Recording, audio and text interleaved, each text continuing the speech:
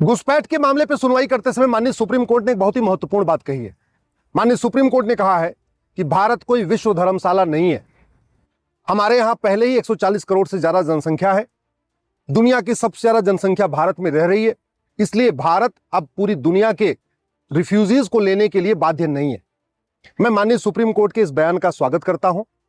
मैंने 2017 में जो पीआईएल फाइल किया था उस समय कहा था कि 5 करोड़ पाकिस्तानी, अफगानिस्तानी, रोहिंग्या, बांग्लादेशी भारत में रह रहे हैं।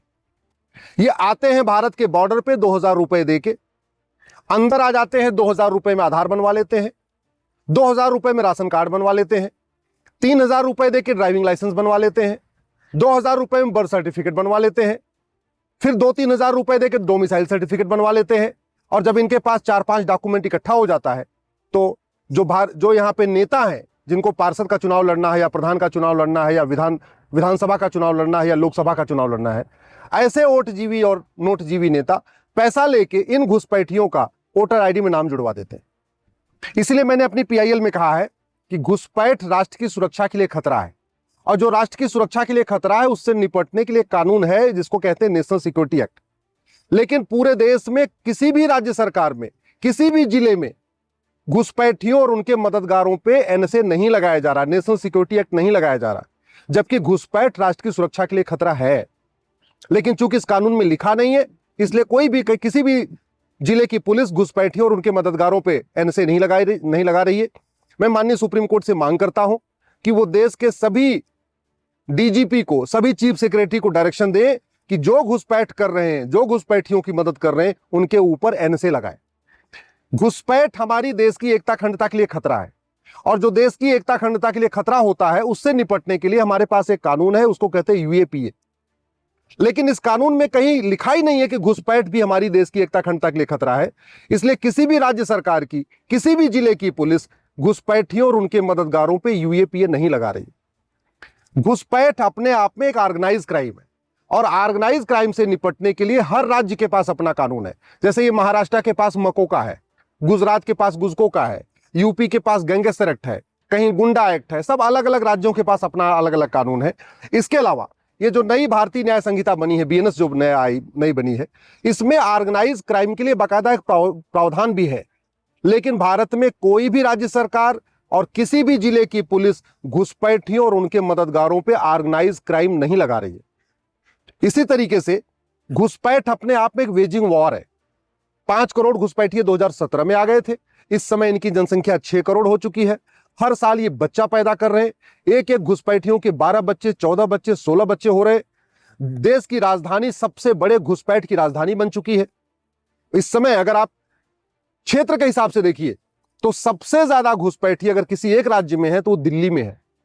दुर्भाग्यवश चूंकि घुसपैठियों और उनके मददगारों पे न एनएसए लग रहा है, न यूएपीए लग रहा है, न वेजिंग वॉर लग रही है, न देशद्रोह लग रहा है, न गैंगस्टर एक्ट लग रहा है, इसलिए न घुसपैठियों के मन में खौफ है, न उनके मददगारों के मन में खौफ है। अभी भी धड़ाधड़ वो डॉक्यूमेंट बनवाते जा रहे हैं। इसलिए मैं माननीय सुप्रीम कोर्ट से मांग करता हूं कि घुसपैठियों और उनके मददगारों के खिलाफ एनएसए, यूएपीए, वेजिंग वॉर, देशद्रोह, गैंगस्टर एक्ट लगाने का निर्देश दें।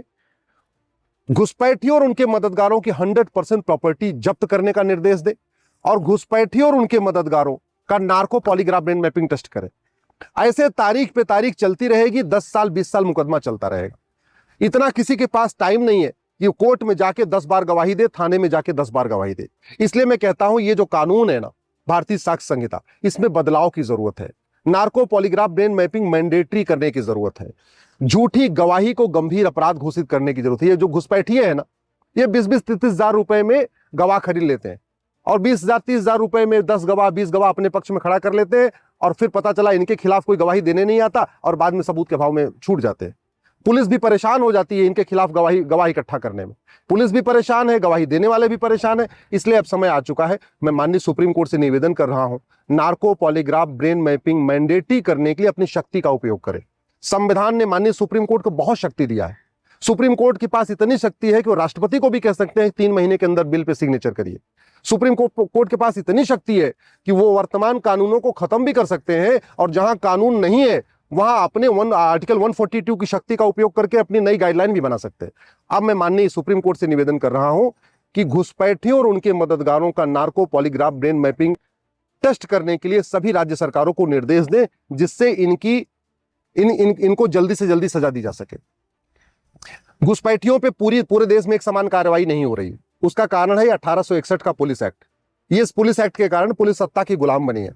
अब उत्तर प्रदेश में घुसपैठियों पे कार्रवाई हो रही है, मध्य प्रदेश में हो रही है, लेकिन बंगाल में नहीं हो रही है, केरल में नहीं हो रही है, तमिलनाडु में नहीं हो रही है, भारत के हिमाचल में इस समय नहीं हो रही है।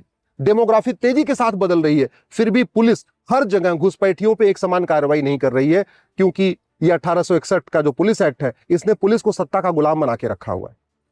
अब समय आ गया है माननीय सुप्रीम कोर्ट पुलिस रिफॉर्म के ऊपर डिटेल्ड गाइडलाइन बनाए, एक नया पुलिस चार्टर लागू करने के लिए निर्देश दे। और माननीय सुप्रीम कोर्ट के पास इतनी शक्ति है कि जब तक सरकार नया कानून नहीं बनाती है, तब तक माननीय सुप्रीम कोर्ट पुलिस रिफॉर्म के लिए गाइडलाइन इशू कर सकते हैं, पुलिस चार्टर भी लागू कर सकते हैं।